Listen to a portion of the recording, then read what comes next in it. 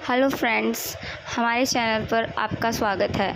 नई नई दिलचस्प वीडियोस देखने के लिए आप सबसे पहले हमारे चैनल को सब्सक्राइब करना ना भूलें एंड बेल आइकन को प्रेस करें ताकि आपको हमारी नई नई वीडियोस देखने को मिल सके एंड आपको पता चले कि कब हमने वीडियो पोस्ट की है।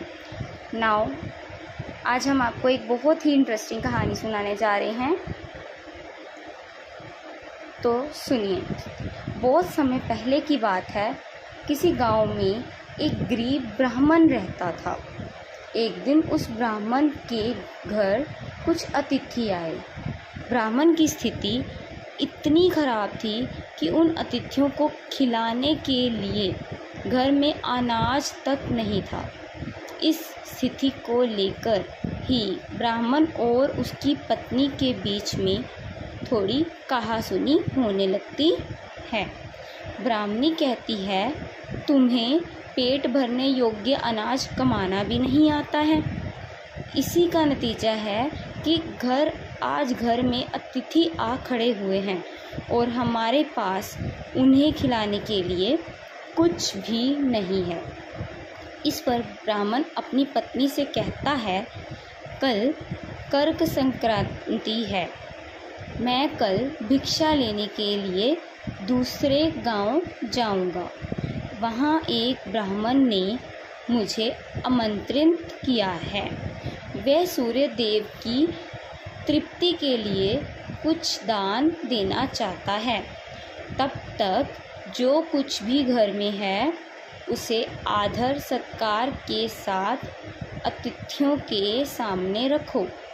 ब्राह्मण की ये बात सुनकर ब्राह्मणी कहती है, तेरी पत्नी होकर मैंने कभी सुख नहीं भोगा है। ना कभी खाने को मेवा मिष्ठान मिलना, ना ही ढंग के वस्त्र और आभूषण।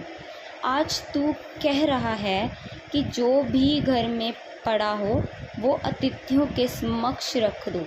जब कुछ है ही नहीं तो मैं उसके सामने क्या रख दूँ?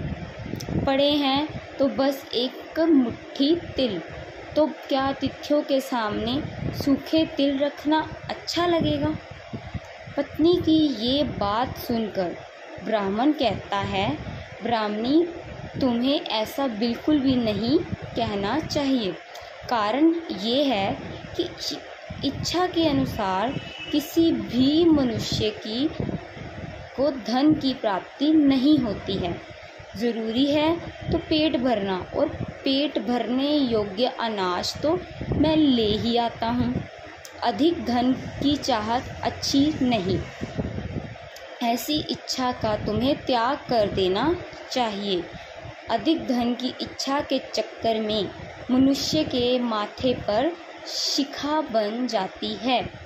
माथे पर शिखा वाली बात सुन ब्राह्मणी बड़े ही आश्चर्य से ब्राह्मण से पूछती है, अधिक धन की इच्छा में माथे पर शिखा हो जाती है? मैं कुछ समझी नहीं। जो भी कहना है खुलकर कहिए। ब्राह्मणी के इस सवाल का जवाब देने के लिए ब्राह्मण अपनी पत्नी को शिकारी और गीदड़ की एक कहानी सुनाता है। ब्राह्मण कथा की शुरुआत करता है। एक दिन एक शिकारी जंगल में शिकार की खोज कर रहा था।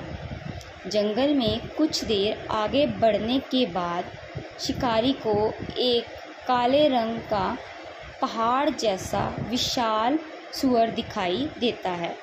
सूअर को देखते ही शिकारी